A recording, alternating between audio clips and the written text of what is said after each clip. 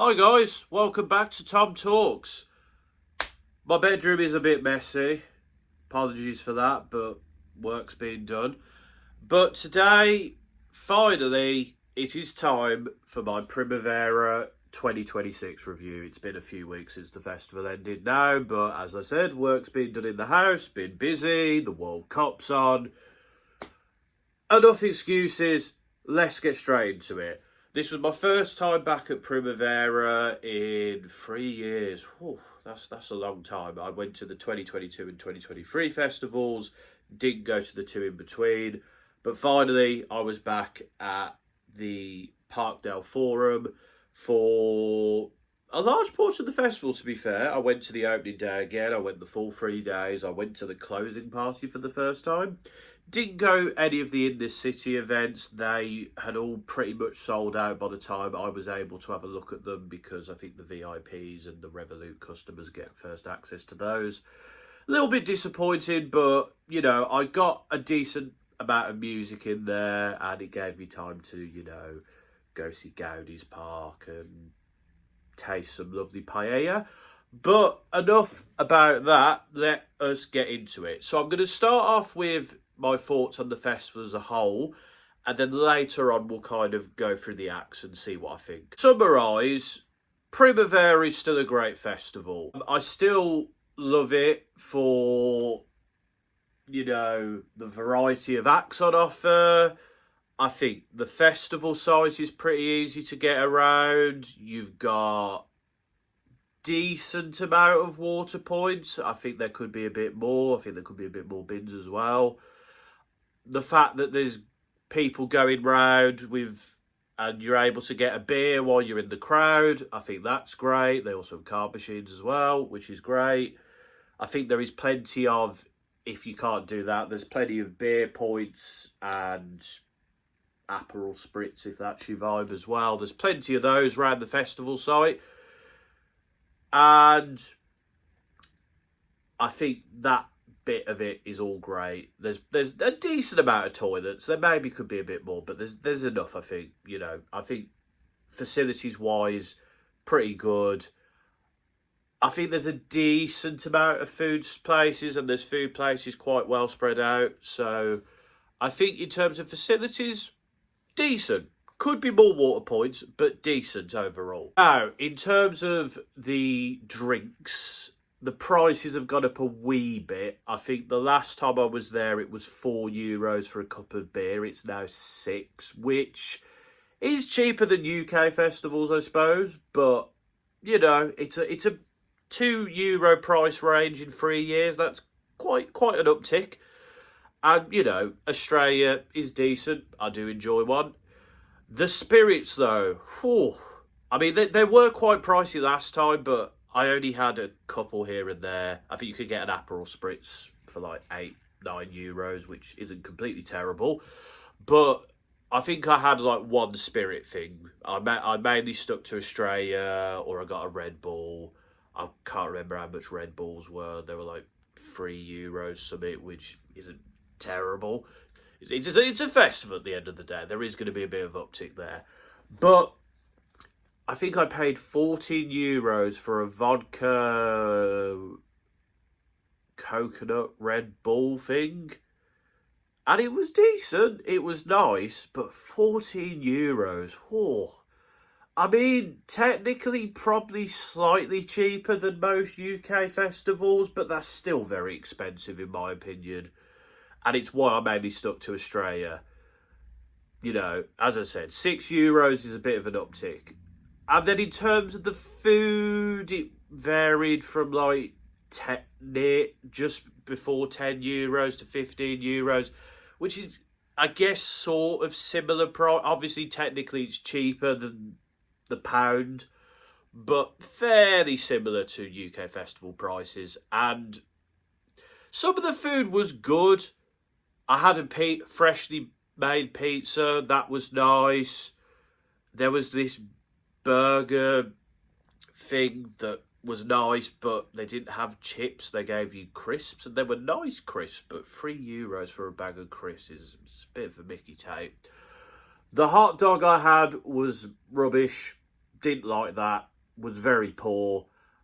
And I was that disappointed I had to buy something else because I was just like, I need to have some food that I enjoy. And I got these sort of like fried bread, sort of bread skin, not bread skin, like potato-y sort of things from, I can't remember what it was called. It was near the stage that Lambrini girls performed at. I can't remember, but they were quite nice and they were like €6 or €7. They did the job. So the food was a bit of a mixed bag, to be honest. Like, I remember the food being quite good last time, and you got good food there, but that hot dog was pretty poor. Pretty poor, I've got to say. So in terms of the food and drinks, it's okay. The prices are okay, but I feel like you get less bang for your buck than you used to be honest. So, yeah, little bit disappointed on that front, but I think, as I say, the fact you can buy beer whilst you're in a crowd, I think is cool. But yeah, on that front, you know, could be better. Could be better. In terms of the stages themselves, for the most part, pretty good. Pretty okay to get to. I kind of stuck around in one sort of particular spot, really, which was like the main stage, the Cupra stage, I've just forgotten the name of it, but it's the other big stage. It's used as the main stage for the opening day and the closing party. I mainly stuck around there. There was people I wanted to see on the other stages, but they clashed also. Like, for example, I didn't see Lambrini Girls, but my mate did, because they're on at the same time as the XX, I think. And I wanted to see the XX. I'm glad I saw the XX again. We'll get to that later. But I didn't get to explore the festival as much as I would have liked. I've also got to say that whole DJ bit where the Avalanches performed again, would have liked to have seen them, but I didn't. And where on the final day they had like Arca, Skrillex and Fortet. The Levi one, I think there's a couple of them. I think queuing to get into a set/stage when you're already in the festival, I don't like it, I've got to say. And I feel like in the past it was maybe a bit easier to, whereas now it's just like you've got to get in there like an hour and a half before. And I just think realistically, I just didn't bother because I was like, one, I would have liked to have seen the Avalanches, that would have been cool, but I didn't. They'll probably pop up at something else. And number two, I don't want to be missing acts I want to see just to queue, just to get in an area. I find that rather disappointing, to be honest. And they've always done that, Primavera, but I don't like it. And I feel like, you know, especially for some of the bigger acts, like Rose Gray would have been cool to see, and she's got a big enough audience, you know, the Avalanches, Forte, etc. But like, I don't like that. I would change that personally. I sort of get the whole, it's an exclusive experience, it's very intimate, you know, that side of it is cool. But I feel like if you pay for a festival ticket and you're then having to wait to get in this very small space and potentially miss other acts, I don't like that personally. And I would change that. But for the most part, getting to each stage was decent, and for the most part, the crowds were okay. There are, though, a couple of gripes that I think did detract the experience. One of these is not as big a gripe, but putting Pink Pantheress on the Cupra stage, I think, was a mistake. Like, Pink Pantheress was a pretty big artist at that point. Like, you know, she obviously had Boys a Liar, Stateside had been a recent hit. I remember when I first saw her, she was on the same stage as Lambrini Girls, and that was decently packed, but it made sense for how big that crowd was. But I think at this point, putting her on, like, the third biggest stage didn't make sense, really. Now, don't get me wrong, Skrillex was on at the same time, and Skrillex did have a decent crowd there, but Pink Panthers' crowd was just too chaotic. It was difficult, and I ended up not really seeing the stage performance aspect of it, which did detract my enjoyment from it. I was quite far away and you couldn't hear it as well. I still enjoyed it. It was still nice having a sing along with the people in the crowd, but I just feel like, you know, she should have been on a bigger stage. Personally, I think you could have easily put Pink Panthers on the main stage and you would have had a decent crowd for that. So I think that's an error on their part, and it's hopefully something they'll learn from in future. But that was a bit disappointing. But the main gripe, of course, is the Friday. Like, that was just a bit of a mess, really. Some people, I guess, will be like, you know, it's only a bit of rain, and I think a lot of the British festival goers in particular said that. And I get that there was the worry about lightning, which you have to be careful about. But it does feel a little bit like they didn't prepare for the weather, even though you could see on the weather forecast a few days before what was going to happen. And it does feel like they didn't really prepare for the rain. And I think in future they should prepare a bit better for that. And, you know, it was obviously disappointing for a lot of people. You know, Massive Attack was cancelled, which I was very disappointed about. They were one of the artists I wanted to see the most. Obviously, Doja Cat was cancelled, Mac DeMarco was cancelled, Bad Gal was cancelled. Those are all acts that people really wanted to see at the festival.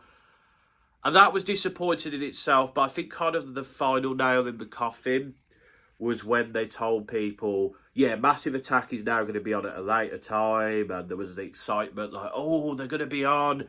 They finally let us into the main stage. You saw some people trying to brush some rain off the stage, and then they announced on Instagram, which not everyone would have seen because the connection is not the best. That's another thing for me as well. I'll get to that in a sec. And they kind of was just like, yeah, sorry, this stage is closed for the evening. And I think that was... Yeah, like you should have confirmed absolutely that you were able to put Massive Attack on again before doing that, because I think that was unfair on the people who waited at the like a lot of people left after the initial cancellations, but I think to pull the rug on people a bit, I think that was very unfair. And it probably irked a lot of people. I mean, the rain was very bad. It wasn't particularly very nice. But to pull the rug on people like that, I don't think that was very well done. And I think you should have confirmed beyond any doubt and gone, right, Massive Attack can definitely perform before you did that. You should have, like, tried to get the rain off while people weren't there and then gone, oh, actually, do you know what? I don't think we're going to be able to sort this out. And he was disappointed, like I said, but I think that irked people a bit. And it did ruin day one to an extent. And also the fact that day tickets are being refunded, but not full festival goers. There's not even like a discount really for next year. I don't like that. I think that's a bit cheeky from the festival. Yes, we were able to see other acts that day, but like, if you're going to refund the day tickets for that day, then surely you should refund the full festival goers, like, you know, give them a discount for next year or the option to refund them for that day, because a lot of people did leave.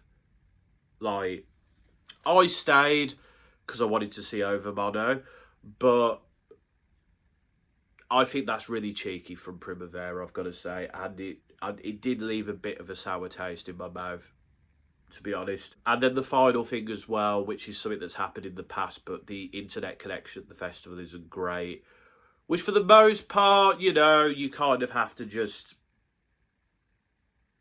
make sure you stay with your mates in the festival or text people, etc. But I think when you're tickets rely on people having internet. I think you need to change that. I think you need to have the option to add tickets to Apple Wallet or the Android equivalent, because that first day I got in there and the internet wasn't working, and I tried to connect to the Wi-Fi, which didn't work because everyone was trying to connect to the Wi-Fi, and I was walking up and down between this security and the ticket scanner people. Eventually it worked and I got in, but I missed a decent amount of Blood Orange's set, who was an artist I really wanted to see that day. And again, it was just really annoying. And I think there's a really simple solution to that, which is add to wallet. And that way the ticket is there and people don't need the internet and it can be scanned.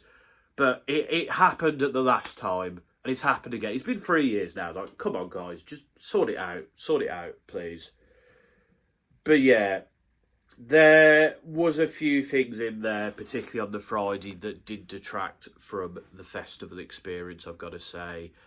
And as a result, I think it's left a bit of a bitter taste in my mouth and in other people's mouths. I think it probably will mean that some people won't come back next year. And as for me, I don't know. It depends on the lineup. It depends on, if the person I went with wants to go again, if other people I know want to go. Because I still love Primavera. It's still a fantastic festival and I still had a great time, and I was still, upset at the end of it because I loved Barcelona. I love Primavera. But yeah, there was some disappointing aspects to it, and it does detract. So we're going to get now into the performers. So on the opening day, I saw Yard Act. They were the first act I saw. Saw Yard Act at Primavera. Was it 22 or 23? And yeah, it was a good set. They're good performers. They have fun. There was some tunes from their more recent albums, couple from their upcoming album. Yeah, it was good. Enjoyable performance, decent little sing-along, good crowd, enjoyable. And to close that day, after having a natter with some people we'd met and some other people we met on the day, we saw Wet Leg. And Wet Leg was fun. It was good vibes. Everyone had a good time. They have good anthemic indie rock anthems. Obviously, they've changed a little bit since I last saw them at Primavera. No more Lord of the Rings intro, now Countdown intro. But yeah, it was fun. The new album, from the tracks I heard beforehand and the tracks I heard at the festival, they're fun little indie rock anthems. And yeah, they know how to put on a good performance. It was a fun time and it was a nice way to close the opening day. Day one, I saw the last bit of Blood Orange, but it was great. Champagne Coast Live was great. The Field was great. The other tracks I heard were great. It was a great crowd that I was part of. And Blood Orange and his collaborators on the stage put in a really passionate, good performance. I'm just disappointed I only got to see a bit of it, but what I did see, I did quite love. We then got Geese, which is when the rain started to come down. That kind of ruined things a bit because we were very soaking wet until somebody got the, can't remember the name of them now, but the plastic things you put on you when it's raining. But Geese were decent, they've got good stage energy. I think they were correctly on the second biggest stage because there was a decent crowd there, but it didn't feel like closed in or anything. And they put on a decent set. I think with me, I enjoy Geese's music, but I don't love them as much as some people do. But I'm sure Geese fans had a great time. And they're good performers. And I think the rain kind of made it interesting, I suppose. Then after all the chaos, Father John Misty came out on the Cupra stage. I saw him for a couple of songs because obviously there was the rumours about the Massive Attack thing and I wanted to see what was happening there. I don't massively know Father John Misty's catalogue. The only song I recognised was Mr. Tillman. But he's a really good performer. The crowd was great. You could tell the crowd was really there for him, and they were loving it, and they were full of joy and enthusiasm. He's a really good performer, and if it wasn't for the whole massive attack thing, I would have stayed and watched him till the end. But what I did see, Father John Misty's a good performer, and I do probably need to get into his catalogue a bit more so that if he's on again, I can go see him and enjoy it. And then to close the day, we had Over Mono, and there was a bit of hoo-ha there as well. The people at the front were saying it's not on, the stage crew at the back were it is on, and then they did come on. Did meet some lovely people there. There was some British people there was some Ukrainians, there was some Lithuanians. Lovely group of people I met there. And it was a fantastic set. And you know what? I was really miserable because for like a few hours I was soaked. I was on my own because my mate had gone home, and I was just sitting there. My battery was low, so I just had to sort of sit there and wait. But Over Mono did sort of make it worth it. And I wanted to end the day on a high, and I did. Their set was brilliant, whether, you know, the song with Quengface or their new tracks. It was a fantastic set from start to finish. It was full of joy. It was full of people enjoying themselves. I loved it. Over Mono were great. I'm so glad I got to see them. Day 2, we started with New Dad, who are this Irish indie rock band who my mate wanted to see. They were decent, you know. They were a decent start of the day act. And they did play a good cover of Heads Will Roll by Yeah Yeah Yeahs. So, you know, they were decent. Slow Dive were on next. They're this, like, beloved rock band from Reading. I love the chill vibes of them, you know. Sometimes you get acts that make you want to just dance or mosh pit or just go for it or sing along. They were just good chill vibes. I enjoyed their performance. I'm not particularly familiar with them, but I just enjoyed the chill vibes of it. And I thought it was, again, a nice sort of opening sort of act. We then had a break for a bit, and then we went to see The Cure. Great. Robert Smith is still fantastic as a singer. The hits were great. Had a great time singing along. Everyone in that crowd was just loving it. And The Cure are fantastic. And they're one of the older acts that still can do it. So props to them. We then saw Skrillex for a little bit, because obviously he released a new album. And from what I heard of the new album, I liked it. And it was good.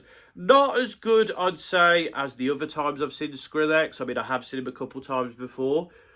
And we only got to saw a bit of his set, because I then went to see Pink Pantherus. But Skrillex was cool. I enjoyed what I heard of the new album. The Robert Miles remix. You know, can we just move on from Robert Miles' Children now?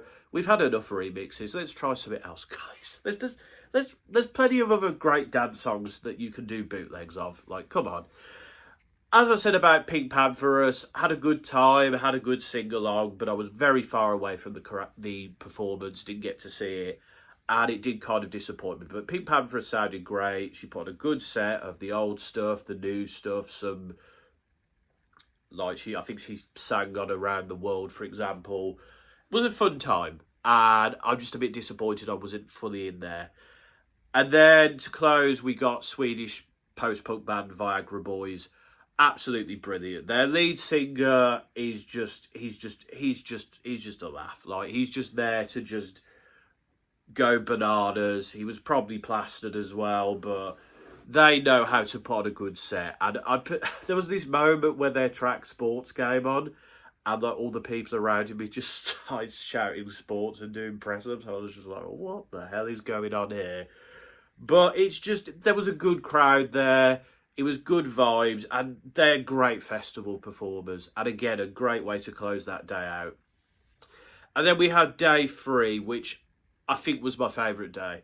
We started off with Sedan Archives. I knew her a little bit, but she's a great performer. I also really liked at the start where she was like playing this like character of an android, and the violin was like a samurai sword, and just the performance aspect of her of Sedan Archive's performance was fantastic, and I really enjoyed it.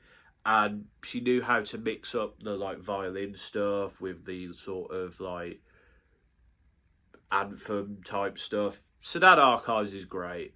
Go listen to her if you don't know who that is. Big Thief was nice, chilled, folk type music. Again, similar to Slow Dive, was enjoyable. People in the crowd were enjoying it. It was good. It was good, chill vibes. And then we got onto Little Sims. I loved Little Sims. I've seen Little Sims at Primavera before, but she was great here. Obviously, there was a bit of crossover from the last time I saw her, but she did like a DJ set bit as well, where she played mood swings and some of the stuff off her new EP. I really liked that, didn't expect that. But then, like, the stuff off the new album as well, Lotus, was fantastic. And it was an anthemic performance, it was an energetic performance, and you could tell that she really loves it. And the crowd at the front was great. I saw some people say, like, the crowd wasn't great. The crowd was great. I was there. The crowd was fantastic for that performance. And yeah, loved it. Little Sims was fantastic. What a performance.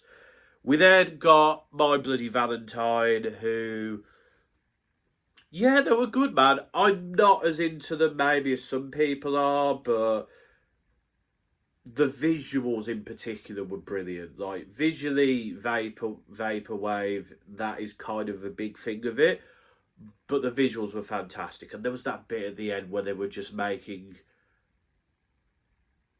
it as loud as possible. that was a great moment. But My Bloody Valentine, that was a good set. I enjoyed it, man. Vaporwave is obviously something you either love or you loathe, but I enjoy it, and I just thought they put on a great set. We then get the XX.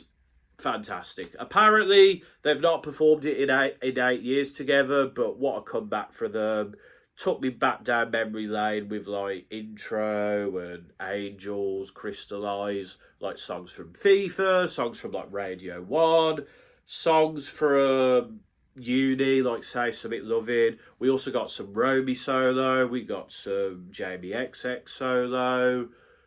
Like, Loud Places live was, oh, it was brilliant. I loved it. But the XX were absolutely brilliant. And Jamie XX was really testing the speakers. I'm glad I bought my earplugs is all I can say on that one. But that they were honestly brilliant. I loved watching the XX. And yeah, if you love the XX, you need to go see them live. We then got Gorillaz, and lovely little moment where they bought out, I'm not sure the name of the person, but the son of this Palestinian guy who's been imprisoned, and he talked about it, his dad. I thought that was a lovely moment. He also came out during Kneecap set as well, and I think he came out another time as well, I'm not sure where. But Gorillaz were fantastic, you know. Loved seeing the news tracks as well. Loved the guest appearances. Didn't expect to see Moonchild Sonelli there to do that bonus track off Song Machine, but that was great. Sims obviously came out. So did the guy from De La Soul. Then there was loads of guests. Was great. They played the hits, of course, but they played some of the new stuff. They obviously did songs like Trans as well, which I've never seen before. Gorillaz are great. Every time I see them, they're fantastic. And there was a funny moment as well, because I think Moonchild Sonelli was like twerking, and then Damon Albarn started twerking on the next song. Oh, it's funny. But Gorillaz are always great to see live, and I will never not be excited to see Gorillaz live. And then we closed with Kneecap, which was absolute chaos. It was an absolute blast. The mosh pits were insane. That was the only time I mosh pitted during the weekend because I was knackered. But it was a fantastic gig. They really know how to put on a set. Obviously, I enjoyed their new album. I enjoyed some of their other stuff. They brought the guy out from Fontaine's DC for his track. And yeah, it was an absolutely brilliant set and a great way to close the main festival. And finally, we had the closing party, which I got to a little bit late. I saw the closing of Italian house and techno DJ Joseph Capriati, and that was a nice little transition into Carl Cox, because it was similar vibes, like summery techno and house music, bit of bounce to it. You could have a groove to it. Both were brilliant. I like Carl Cox. I mean, he did Nine Toes Finder. He did an Eminem bootleg. Like, both of these guys did their thing, and Carl Cox is a legend of like British dance music. So to see him live was kind of an essential, and it did disappoint. It was a great set. But I've got to also say as well, like, I did notice there was more of like a Spanish Catalan crowd for the last day. And that was nice because while obviously what I love about the festival is meeting people from different countries and stuff, I do think there should be a way where the people of Barcelona and Spanish people get some preference because it's their festival, particularly for Barcelona. It's their festival. And I felt like there was definitely Catalan and Spanish people at the festival, but it felt like on the last day it was the most noticeable, whereas on the other days it was more European and American and some East Asian people as well. But yeah, so I thought that was a nice touch, and it was a great way to end the festival. The weather was lovely, the music was great, people were enjoying themselves, and the beer was slightly cheaper. Actually, no, was it cheaper or was it just the cups? They didn't charge you for the cups. I think they didn't charge you for the cups. But anyway, really nice way to close the festival.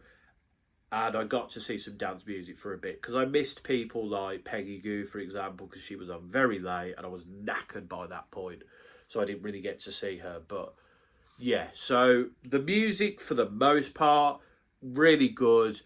I couldn't complain really about anyone I saw. Nobody really disappointed me. I'd say the only one I was slightly disappointed by was Pink Panthers, but that's only because how packed it was. So, to summarise, I did enjoy the festival. It's still a great festival, and I still love the best bits of this festival. But the Friday wasn't handled well. I think the internet connection thing is something that particularly when getting in, like inside the festival, there's not much you can do there, to be honest. You just have to hope that you stick with your mates. But I think they need to change it with the ticketing thing where you add it to your wallet so that you can get in and there's not all the hassle there. And I think the drinks prices, not the best. The food was a bit more of a mixed bag this time, and for what you pay, I think it should be a little bit better.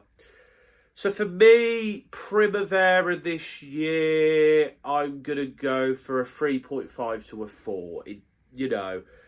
My love of the music is making me want to go to the 4. But when I look at it as an overall experience, it does feel more like a 3.5. So I'm around about there in terms of what I thought at the festival. Had a good time overall, enjoyed myself. Met some lovely people, made some new friends there. My friend who I was with there had a good time too. But there was some issues there that need to be dealt with for next year for me. And it did detract my liking from it. And I can't say it was better than the previous two ones because the issues there were not as big. They were a bit more minimal. And it felt like some of those issues at that time were like, this is annoying, but hopefully they'll get solved. And 3 years later, they still haven't been solved. So, yeah, that's kind of my thoughts on that front. But, yeah, that's my thoughts on Primavera Festival. This is a longer video than normal, but I've kind of talked about the festival experience and the acts and sort of meshed them into one. I hope you've enjoyed this video. Let me know in the comments, did you go Primavera this year? What were your thoughts on the festival? Do you agree with me? Do you think there's disagreeing with me on? What would you change for next year if you do plan to go or if you're thinking of going? And, where would you rate Primavera in your festival experiences? For me, the previous two are still my favourite festival experiences of all time. And this one is definitely up there. It's just, things detracted from it. But Primavera, when it comes to lineups, is still one of the best in the business. But anyway, let me know in the comments. Make sure as well to share this video, like, subscribe for more music content. I will, of course, be going to mostly Jazz, Funk and Soul Festival, so I'll have a review for that. I also do football content as well. I do movie reviews now and again. Like, you know, there's plenty on offer on the Tom Talks on YouTube channel. But until next time, folks, this has been another Tom Talks.